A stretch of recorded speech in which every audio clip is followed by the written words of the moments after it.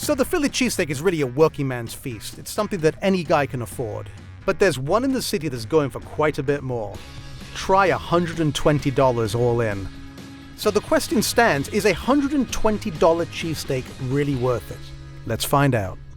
In the same way that I sort of gravitate towards the most egalitarian and working class forms of food, like the Joe Jr. cheeseburger or like the most elemental slider, I also have great love for like these super high-end versions of comfort foods. Like in New York, there's Minetta Tavern, which does the $28 Black Label hamburger, which is basically dried steak chopped up and served on a bun.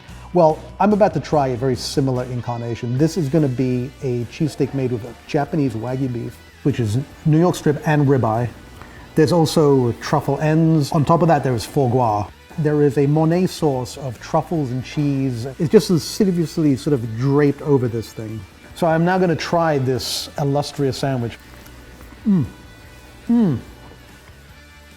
can't even talk. Give me a sec.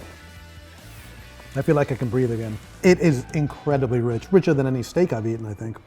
It's a juicy, greasy, oily sandwich that is profoundly imbued with those sort of Maillard reactions, those roasted dark meat flavors that you get when you sear beef.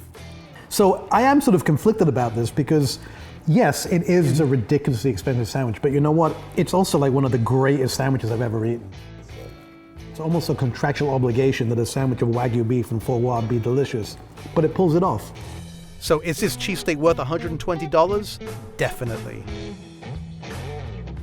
Thanks for watching. To watch the Joe Jr. video I referenced earlier, click here. You can be like a block away and just smell that cheeseburger, and it's like a siren call. I mean, it's totally alluring, especially if you're hungover like I am. Make sure to click here now to get the rest of our content.